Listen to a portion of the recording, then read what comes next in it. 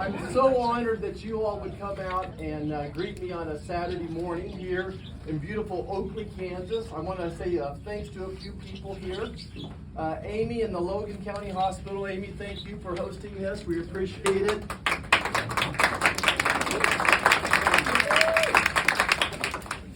I guess they're getting ready to build a new facility here, and that's great news for Oakley, Kansas, and the community they serve.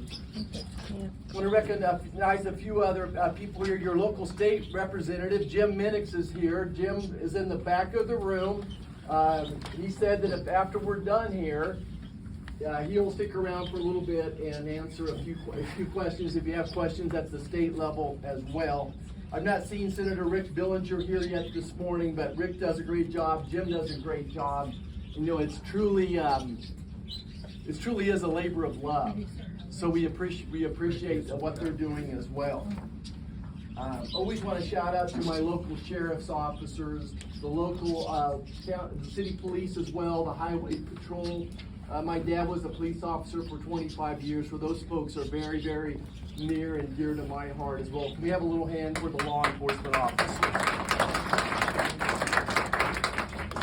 All right. I think I got through all the thank yous here. Beck, I'm going to hand this off to you. You know, I usually don't use any notes, but I had some things that were heavy on my heart today that I wanted to share as we got ready for this. If you got questions, if you want to write them down and hand them off to Abby down here. I'm sorry. Pass them right up. Hand these down to Abby this way, and Becca will take some this way. They'll try to filter through the duplicates as well. We don't get to speak. Let me just start with this.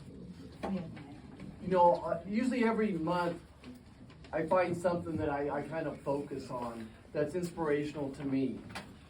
And the one that I'm focused on right now, the quote I'm focused in, is that we have to be willing to doubt our own infallibility. That in a democracy, we have to be willing to doubt our own infallibility.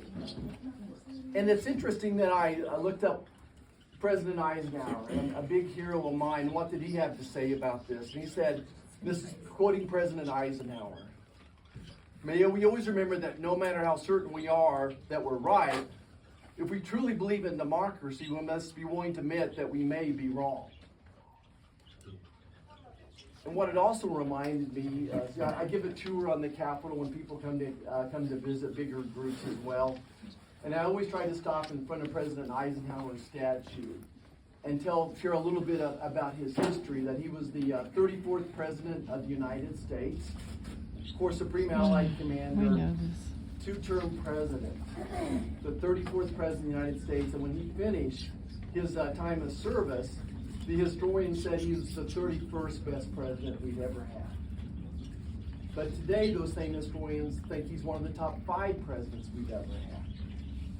That it took years and decades for his decisions to come to fruition, but in the world we live in today, we make a statement this morning, we make a decision this morning, and by 5 o'clock, the entire world, with our 24/7 media cycle, has decided if we're right or wrong.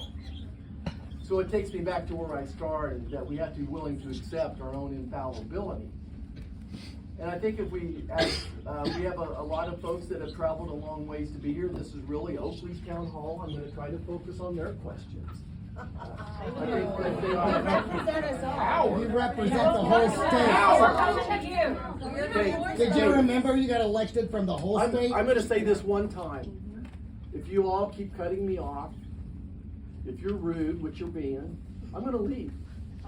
The people from Oakley don't deserve this. Thank you. Right. Can we see you raise the hand?